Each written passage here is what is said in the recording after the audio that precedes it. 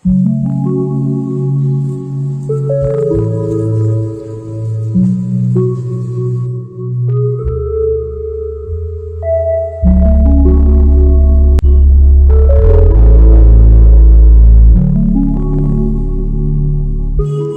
সকাল বন্ধুরা, আমার নতুন ব্লগে তোমাদেরকে স্বাগত জানাচ্ছি। আশা করব তোমরা সবাই খুব ভালো আছো, আমরা ভালোই আছি। এখন বাজে 9:30, অনেকটাই বেলা হয়ে গেল আজকে ব্লগটা শুরু করতে। এসে দেখছি যে পতাকাটা আটকে গেছে গাছের মধ্যে, খুলে দিলাম আর দেখছি যে কোকিল পাখি বসে আছে, তাই একটু জুম করে তোমার সাথে শেয়ার করলাম। ঘর বাড়ি খুবই অগোছালো হয়ে আছে, ঠিকঠাক মতো পরিষ্কার করতে ইচ্ছাও করছে না এখন। আগে নিচতলা ওপরতলা পরিষ্কার হবে, তারপর আস্তে আস্তে সব গুছিয়ে রাখবো। এই ব্যালকনিতে অনেক জিনিস রাখা হয়েছে, এখানে সব বনির বই রাখা হয়েছে। একটা আলমারি ছিল উপরে ঘরে, ওটাকে সরাতে গিয়ে এই বইগুলোকে বার করা হয়। তো কোথায় রাখবে ও বলে যে না এখানে রেখে দিই। তারপর যখন ঘর পরিষ্কার হয়ে যাবে তখন আলমারিটা ঘরে নিয়ে আবার এগুলোকে গুছিয়ে রাখা হবে। আর এদিকে দেখো আমার জিজি প্ল্যান্টের এই নতুন চারা গাছটা অনেকটাই বড় হয়ে গেছে। আরও একটা গাছ পাশে হয়েছে, তবে ওটা জিজি প্ল্যান্টের মতো লাগছে না। তবে গাছটা ফেলবো না, থাক দেখি কেমন হয় গাছটা। আর সামনে দেখো এই যে জঙ্গল হয়ে আছে, আরও বড় বড় হয়ে যাবে কদিন পরে এই জঙ্গলগুলো। আগে ছাগল গরু গিয়ে এই গাছগুলোকে খেত, এখন প্রাচীর দেওয়াতে আর ওরা ঢুকতেও পারবে না, আর বড় বড় জঙ্গল হয়ে যাবে। বাড়ির চারপাশে শুধু জঙ্গল, মাঝখানে আমাদের বাড়ি। তা দেখো ভাত বসানো হয়ে গেছে, আর কালকে যে জিনিসগুলো নিয়ে আসছি ওগুলো তো এখনও গোছানো হয়নি, গোছাবো, একটু সময় লাগবে। এখন যেমন নিচের ঘরে লোক আসছে কাজের জন্য, ওই অ্যাসিড ওয়াশ করবে, একজনই আসছে। কালকে তো আসলো না, পরশুদিন একজন করে গেছে একটা ঘর, কালকে আসেনি বলে আজকে মোটামুটি করার চেষ্টা করবে সব ঘরই পরিষ্কার। কিন্তু জানি না একজনের পক্ষে সম্ভব হবে কিনা এতগুলো ঘর পরিষ্কার করা। তো দেখি কি করে। রান্নাঘরটা একটু পরিষ্কার করছে, এই স্ল্যাবের উপরে জিনিসপত্রগুলো সব নামিয়ে বাইরে রাখছে। বাড়িটার অবস্থা খুবই খারাপ, সিঁড়ি থেকে নেমে ডান পাশে একদম জিনিসে ভরে আছে, আর ওখানে নিয়ে সব জড়ো করলে উনি আবার এই যে উনি কাজ করছে, উনি বলে যে এখন নিচটা পরিষ্কার করি, পরে উপরে গিয়ে কাজ করব।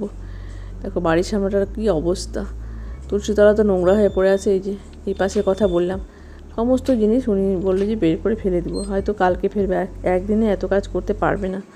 তো যাই হোক উনি কাজ করছে, আর বললো যে আমাকে একটু কাপড় দেন আর একটা ঝাঁটা দেন। ঠিক আছে। ঘর পরিষ্কার হয়ে গেলে পরে আবার দরজা লাগাতে লোক আসবে, তখনও ঘর নোংরা হবে, কাঠের গুঁড়োতে ঘর ভরে যাবে, কারণ দরজাগুলোকে কেটে নিয়ে সেট করতে হবে। মেঝেটা একটু উঁচু হয়ে গেছে সেই জন্য। দেখো উনি চলেও আসছে উপরে, অ্যাসিড মাখানো হয়ে গেছে, পরিষ্কার করছে। ভালো মতো পরিষ্কার করে নিয়ে তারপর গ্রাউট লাগাবে। মাঝে মাঝে এসে আমি এই কাজগুলো দেখে আমার দেখতে বেশ ভালো লাগে। আর আজকে জলখাবারে ম্যাগি করছি, যখন তাড়াহুড়ো থাকে সেদিন আমি ম্যাগি করি, খুব কম সময় হয়ে যায় ম্যাগি করা। আর আলু তরকারি নেই, তাই জন্য আর কি আটা মাখলাম না। ডিমের ভুজিয়া হয়ে গেছে, ম্যাগি সেদ্ধ করা হয়ে গেছে, আলুটাও সেদ্ধ হয়ে গেছে। এখন ম্যাগিটা দিয়ে দেবো, এর মধ্যে একটু লবণ দিব আর ম্যাগি মশলা দিয়ে একটু নাড়িয়ে নিয়ে গ্যাসটাকে বন্ধ করে দেবো। আর একটু শশা দেবো বনিকে, ববি তো শশা খায় না, পছন্দ করে না, তাই বনিকেই দিই। এখন তো আমি ম্যাগি খাচ্ছি না, খেতে ইচ্ছা করে কিন্তু খাচ্ছি না ভয়ে, ভাত খাই সকালবেলায়। আর এখন এক্সারসাইজ করাতে দেখছি যে ঠিকঠাকই আছে শরীরটা। এরকম মাঝে মাঝে অসুস্থ হয়ে গেলে খুবই ভয় লাগে, তাই ভাবছি যে এখন রেগুলার এক্সারসাইজ করছি, প্রায় 1.5 মাস হয়ে গেল, এখন প্রত্যেক দিনই করছি এক্সারসাইজ, ভালো লাগে শরীরটা। এখন একটা ওষুধও খেতে হচ্ছে না আমাকে। তো এখানে আমি শশা কেটে রাখছি, আর মশলা হয়ে গেছে, আজকে মাংস হবে, আলু কাটা হয়ে গেছে, এখানে মাংসের মশলা হয়ে গেছে, আর ম্যাগিটাও বেড়ে নিলাম। ডিমের ভুজিয়া দেওয়া হয়ে গেছে, এখন শশাটা দিয়ে দিচ্ছি, তারপর একটু মশলা ছড়িয়ে দেবো আর সস দেবো। সসটা এখন আমি খুব সাবধানে দিই, একবার এভাবে পড়ে গিয়ে থালাটা ভেঙে যায়, খুবই খারাপ লাগছে, থালা না প্লেটটা ভেঙে যায়, খুবই খারাপ লাগছে সেদিন। তারপর থেকে আমি খুব সাবধানে সস দিই, 2 হাত দিয়ে ধরিয়ে নিই সসের বোতলটা, আসলে ফ্রিজ থেকে বার করলে গাটা ঘেমে যায়, তখন হাত থেকে পিছলিয়ে যায়, সাবধানেই দিয়ে যে 2 হাত দিয়ে ধরে নিচ্ছি, মনে পড়ে যায় যখনই আমি সস দিই, মনে পড়ে যায় সেই দিনের কথাটা। কালকে বাজার করতে গিয়ে 2টো জিনিস আনতে ভুলে গেছি, একটা ম্যাগি সস আর একটা টিস্যু পেপার। আগের মাসে টিস্যু পেপার ছিল না, তাই আনা হয়নি, মানে ওখানে পাওয়া যায়নি, আর এবারও ভুলে গেছি। যাই হোক এর মধ্যে একদিন গিয়ে নিয়ে আসতে হবে।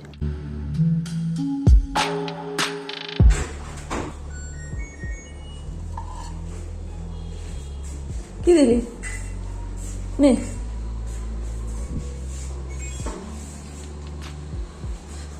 তুই ব্যাগটাকে এখানে রাখলি, সব গুছাবো। হ্যাঁ কাজ করলো তো।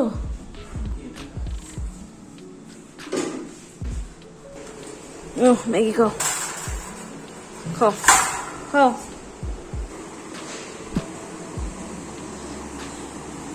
কেমন হয়েছে? লবণ ঠিক আছে? আবার উপরে চলে আসলাম। দেখো অ্যাসিড ওয়াশ করার পর সুন্দর করে পরিষ্কার করে নিয়ে এখন মানে উনি ঘরে কাজ করছে। দেখি ঘরে গিয়ে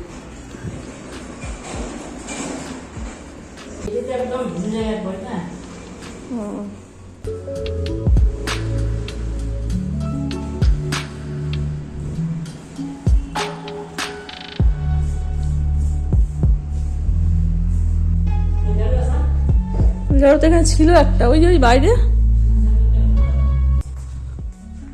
বললো ভালো ফুল ঝাড়ু দেন। দেখো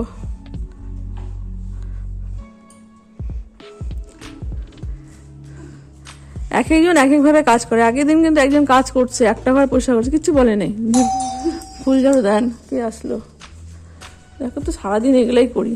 কে আসলো কে আসলো কে আসলো।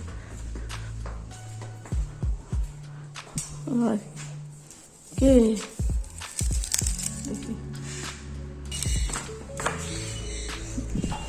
এ দেখেন, এই ঝাড়ু তো হবে, রাখলাম।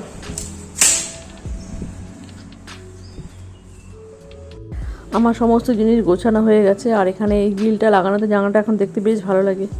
আর ববিও বাজার থেকে মাংস নিয়ে চলে আসছে। আজকে তাড়াতাড়ি উঠছে ববি ঘুম থেকে, আজকে মাংস রান্না করব।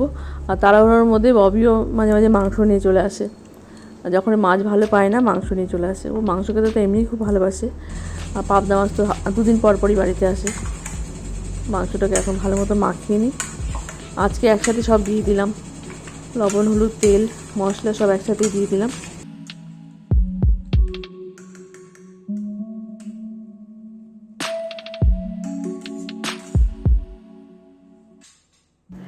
আজকে খুব বেশি সময় ধরে মেরিনেট করে রাখলাম না, 10 মিনিট রেখে নিয়ে এই রান্নাটা বসিয়ে দিচ্ছি।